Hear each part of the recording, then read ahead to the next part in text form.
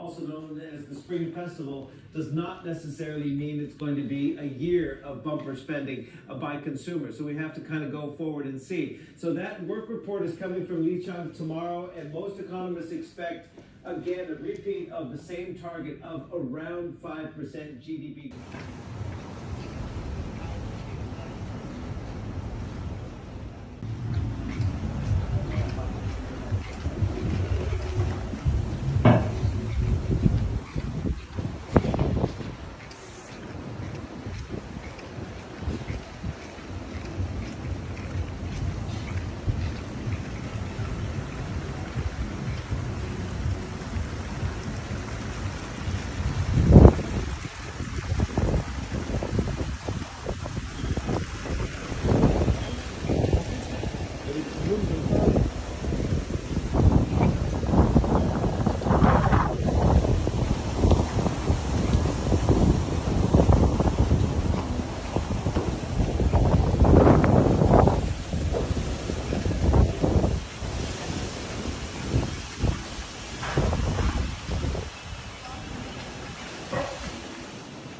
Bonjour les amis, une petite vidéo qui va traiter ici sur les sujets des ETF, donc on appelle également les trackers en français.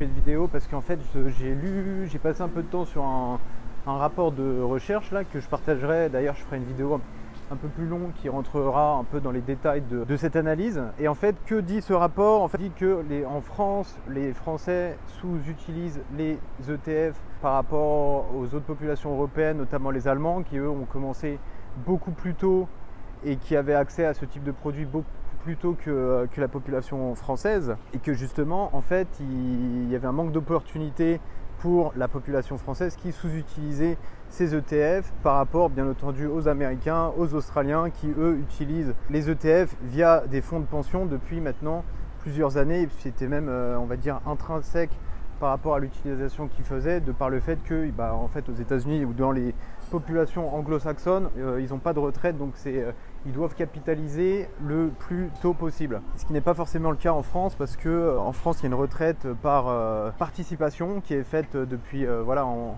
en étant salarié dans une entreprise.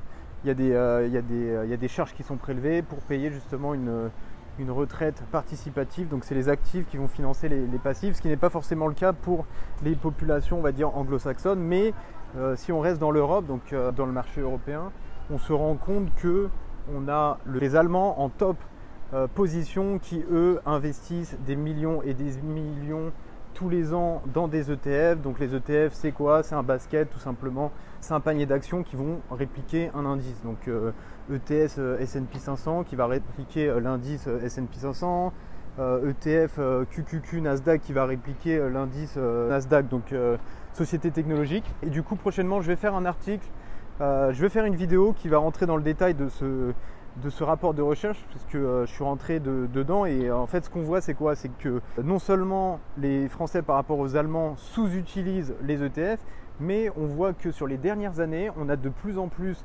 de fonds, de flots, d'argent en fait qui sont captés par des sociétés de gestion, par des asset managers genre Amundi, Elixir, etc.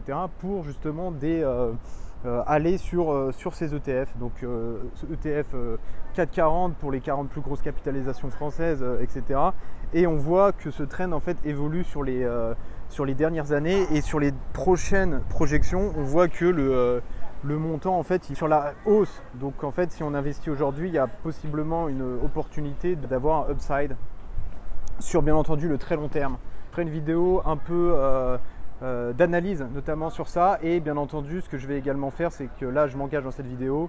Allez, en mars je vais prendre 20 000 euros, je vais les mettre sur soit 4 ETF que j'ai en tête, ou soit tout simplement je vais les mettre soit sur un ETF, ou je vais diviser par 4 et je vais les mettre sur 4 ETF. Voilà, donc je ferai ça, et puis comme ça je rentrerai dans l'analyse de pourquoi les ETF, je pense que les ETF sont sous-utilisés par la population française qui soit ne savent pas ce que c'est un ETF, et du coup comme ils ne comprennent pas, ils vont pas investir dedans, ou uniquement dans quelques ETF genre MSCI World qui représente les grosses entreprises monde 440, mais quand on fait l'analyse versus d'autres ETF, on se rend compte que la perf elle est médiocre par rapport à d'autres ETF qui eux proposent des perfs à plus de 100% sur 10 ans. Donc je ferai l'analyse. Également, comme j'aime bien faire ce que je dis, et quand je parle de quelque chose, j'aime bien montrer que quand je crois à quelque chose, bah, moi aussi je fais, je suis ce que je dis. Donc on prendrait 20 000 euros et j'investirais dans, alors aujourd'hui voilà, je suis toujours en analyse pour voir si j'investirais dans 4 ETF pour splitter mon risque ou sur un ETF. Donc je ferai ça dans la prochaine vidéo. Donc prochaine vidéo, analyse pourquoi les ETF sont sous-utilisés en France.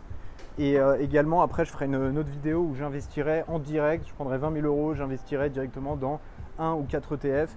Là le seul problème, le risque que j'ai identifié, c'est que les ETF aujourd'hui sont all-time high, donc ils sont pratiquement au top de leur valeur. Mais voilà, si j'ai une vision long terme, je me dis qu'il y a toujours eu des pics de all-time high et que si on compare aujourd'hui versus dans 10 ans ou dans 20 ans, bah, en fait le all-time high d'aujourd'hui sera un point bas ou un point médium de il y a plusieurs années. Voilà, donc prochaine vidéo, j'essaierai de passer un peu plus de temps pour filmer, pour faire des vidéos et d'être un peu plus souvent. Donc là voilà, là, je suis en voyage, donc j'en profite pour faire une petite pause, un petit break pour justement filmer cette vidéo. Et voilà, prochaine vidéo, analyse, recherche sur les ETF. Je listerai quelques ETF qui je pense sont très intéressants sur le long terme. Et je prendrai 20 000 euros, je les investirai dans une autre vidéo.